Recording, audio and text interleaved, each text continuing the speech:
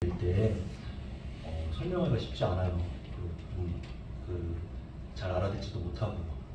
근데 거기에 우리 형제 자매 여러분들 굴하지 않고 계속 알리는 거를 실천해 나가면 결국에는 우리가 하는 보이는 태도, 모습 그리고 살아가는 모습을 보고 반드시 감화돼 가지고 궁금해하고 저 사람은 참 주변에 보기에도 착하게 사는데 나도 저 사람이 하는 말 듣고 저 사람이 믿는 그 대종교라는 거에 한번 관심 가져봐야겠다 라고 생각하는 사람들이 분명히 나타납니다. 그래서 오늘은 한배국님께서 말씀하셨던 것 중에 우리가 자선구자 항제인후 가장 제일 중요한 말이고 핵심적인 말인데, 그 자선구자 항제인후를 할 때 어떤 마음을 가지고 해야 되냐, 그러니까 한배국님에 대한 극경하고 극의하는 마음으로 해야 된다. 그 마음을 가지고 정진하자, 그 말씀을 드리고자 합니다.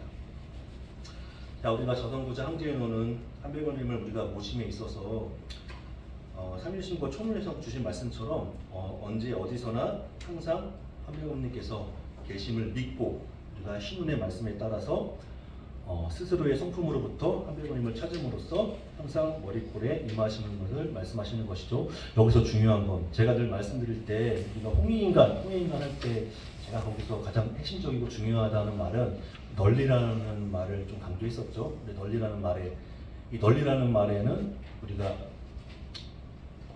착하고 좋은 거, 밝은 거를 우리가 남한테 알릴 때, 널리 알릴 때는 반드시 내가 착한 마음을 가지고 있어야 할 수 있어요. 좋은 것은 나만 하고 싶죠. 나만 하고 싶고 내 가족만 알고 싶고 이렇게 하고 싶죠. 그거를 널리 당신도 좀 착해졌으면 좋겠습니다. 그래서 밝은 이가 돼서 우리가 성통공안의 길로 나아갔으면 좋겠습니다. 할 때는 반드시 착한 마음을 가지고 있어야 된다. 이 자선구자에서 중요한 말은 스스로입니다. 스스로. 이 스스로란 말에는 뭐가 있냐면 반드시 우리가 실천하고 실행해야 된다. 가만히 우리가 말로만 하고 경전을 말로만, 그러니까 눈으로만 보고 이 경전의 그런 말씀을 실천하지 않으면 결국엔 아무 소용이 없다. 그런 말씀을 드리고자 합니다. 우리 홍암대종사님께서 우리 소운 홍병훈 도영한테 남긴 도감의 말씀에 따르면 신운할 자선구자 항제인후는 신지 본여라고 하셨습니다. 자, 자선구자 항제인후는 이 믿음의 근본이다. 이 믿음의 전부다, 근본이다라고 하신 것이죠. 우리가 어느 곳에 가든 그리고 언제라도 우리가 한배국님을 모시게 될 때 그 어느 곳에도 한배국님이 다 계시다는 말씀, 그 말씀을 믿고 우리가 한배국님을 향해서 원도하고 정성을 드릴 때 스스로의 성품으로부터 한배국님을 모신다고 하는 것입니다. 우리가 각사를 하게 되죠. 이거 뭐 말이나 뭐 발음 갖고도 막 따지는 분이 계신데, 우리가 각사를 하면서 마지막에 만만세 강충이라고 하잖아요. 그 강이랑 그 항제인후의 항자가 같은 뜻인데, 우리가 만만세 강충하면서 기도문을 하면서 우리가 한배국님을 머리꼬리에 막 모시려고 노력을 해요. 그 머리꼬리에 모셨어. 한배국님 모셨는데, 그럼 한배국님께 어떻게 해야 돼? 머리꼬리에 일단 모셨는데 한배국님께 한배국님 나 머리꼬리에 모셨으니까 내가 원하는 거 다 들어주세요. 이렇게 하나요? 그건 아니죠.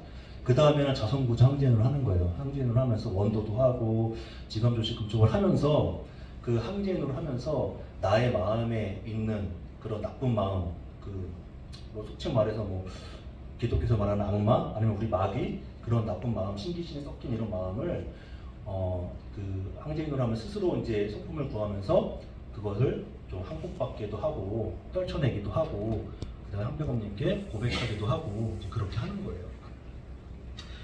그러니까 우리가 각사를 깨달을 때 한배국님께서 그 말뜻이 있잖아요. 항상 우리를 한으로 듣고 보신다는 것을 절대로 잊지 말아야 합니다.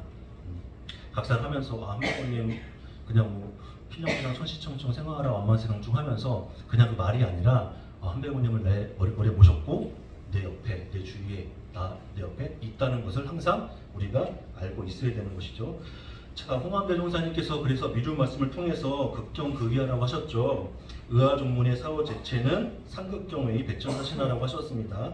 자, 우리 종문의 뒤를 이은 이들은 항상 지극한 공경과 두려움으로 한어를 숭배하고 한배국님을 섬겨야 한다라고 말씀을 주신 것이죠. 자, 극경은 우리가 바른 길로 행하여 나갈 때 그 복을 얻는 길이죠. 지극히 공경하여, 한배국님을 지극히 공경하여 항상 우리에게 호문을 베풀어 주심으로 그 복을 얻는 것을 감사하고 지극히 공경하는 것을 말씀하시는 것이죠. 또 반대로 그 외는 한백원님을 우리가 지극히 두려워한다는 것입니다. 우리가 망령됨으로 달려서 재앙으로 떨어지는 것에 대해서 지극히 조심하고 경계할 때 우리는 반드시 한백원님을 두려워해야 합니다. 한백원님을 두려워하지 않으면 우리는 우리가 저지르는 망령됨을 조심하지 않게 됩니다. 두려워할 때 우리는 우리의 망령됨을 조심하고 경계하며 그 어긋나고 잘못됨을 돌이켜 바른 길로 나아가려고 하죠. 어긋나고 잘못됨을 돌이켜 바른 길로 나아가려고 했을 때 3일신고에서는 그거를 반망직진이라고 합니다. 망령됨을 돌이키고 참됨으로 나갈 수가 있는 것이죠. 한백원님을 지극히 공경하여 내리시는 후문을 감사하고 지극히 두려워하여 우리 저지르는 잘못을 뉘우쳐 반성하는 것이 우리가 사람 구실을 함에 있어 반드시 나아가야 하는 길입니다. 그 길은 계만성 문만덕 착함의 계단을 오르고 덕의 문을 열고 나아가는 것이죠. 자, 근데 이 계만성 문만덕도 일로 와, 내가 열어줄게, 내가 오르게 도와줄게, 이게 아니에요. 스스로 하는 거예요. 스스로. 그러니까 힘들죠. 굉장히 힘든 길입니다. 계만성 문만덕 하는 길이 쉬운 길이 아니에요. 말로만 하는 게 아니에요. 그래서 과거에도 우리 대종교회 선열들은 대단한 실천가였어요. 대단한 실천가였던 게 뭐냐면 일제강점기 때 우리가 일제 핍박받고 있을 때 우리가 한백원님의 뜻에 따라 원도했을 때 그 길은 이런 길이고 우리가 이루어야 될 세계는 이와 세계인데 일본 저 제국주의자들이 그걸 못하게 하잖아요. 그러니까 못하게 하니까 어떻게 했어요? 한글을 지키려고 목숨도 던졌고 역사를 지키려고 목숨도 던졌고 결국에는 그 이화 세계를 만들려는 대종교인들의 염원을 따라서 총과 칼을 들고 싸웠단 말이에요. 근데 이게 만약에 그 우리 대종인들이 그때 당시에 실천하거나 실행하지 않고 그냥 단순히 재활 월곡병을 이것만 외우고 있었다고 하면 과연 그게 한백원님의 길이었을까 뜻이었을까를 생각해 봤을 때 그건 아니라는 것이죠. 그거는 우리가 스스로 씨앗을 구해야 되는 자성구제 한계의 말씀과도 어긋나는 길입니다. 그래서 제가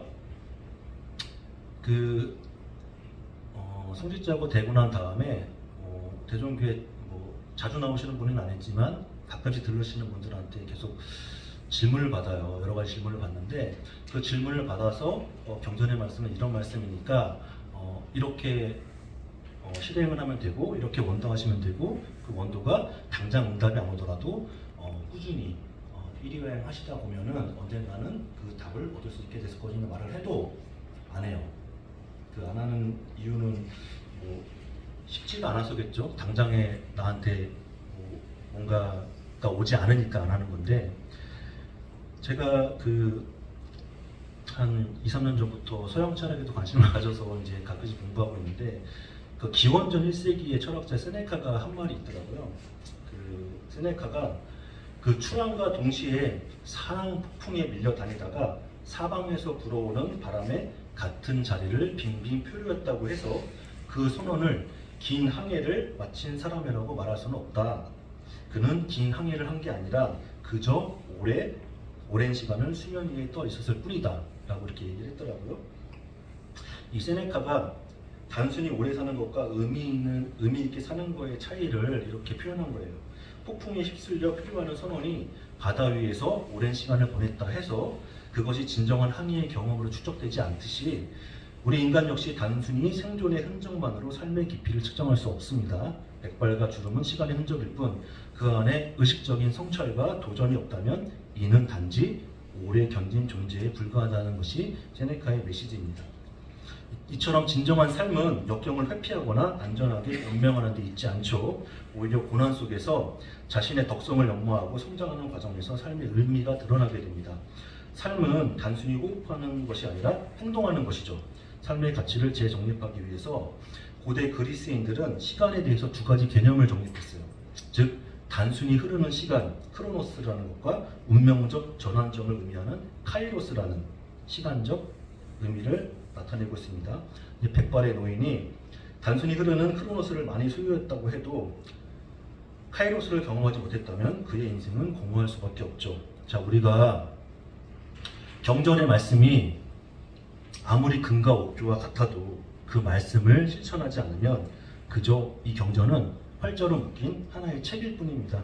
300원을 모신다고 하면서 원도하지 않고 지감조식 쪽 세법을 행하지 않고 이리와인 반망직진해야지 개만선 무만덕 해야 해 하고 말로만 떠들면서 1년 내내 경전 한번 펼쳐보지 않으면 그 또한 우리가 단순히 시간만 보내는 공허한 삶이 될 뿐입니다. 자, 삼일신고 천운을 통해서 하늘은 어디나 있지 않은 데가 없고 무엇이나 싸지 않은 것이 없다고 하셨고, 천궁운을 통해서 300원님의 나라에는 천궁이 있다고 하셨습니다. 자, 우리가 이처럼 살아가는 이 세계에는 분명히 천궁이 존재하는데 우리가 그 천궁을 도저히 찾을 수가 없습니다. 그것은 우리가 우리의 성품으로부터 스스로 구하지 않기 때문이죠. 어디든지 다 존재하는 그 천궁을 우리가 반드시 찾을 줄 알아야 합니다. 그 길은 오직 스스로의 성품으로부터 구했을 때 가능한 것입니다. 자, 성품으로 어떻게 구하나요? 지적은 성법 수행은 어떻게 하나요? 삼법 회통 도대체 어떻게 하는 겁니까? 반망적인 발대신기는 어떻게 하는 겁니까? 하고 묻기만 하죠. 자, 우리가 일제강점기 때 기독교인 도산 안창호 선생이 있었어요. 도산 안창호 선생은 기독교인이긴 하지만 대종교사상을 굉장히 많이 공부하신 분이에요. 그분이 쓰신 대왕조의 높은 덕이라는 시도 있고 또 당군에 대해서 여러 차례 쓰신 글도 있습니다. 자, 도산 안창호는 실천과 실행의 중요성을 이렇게 얘기했어요. 자, 소에게 무엇을 먹일까 하는 토론으로 세월을 보내다가 소를 굶겨 죽였다. 백의 이론보다 천의 옹변보다 만의 회의보다 풀안진 배워다가 쇠죽 수어준 사람이 누구냐? 그 사람이 바로 일꾼이다.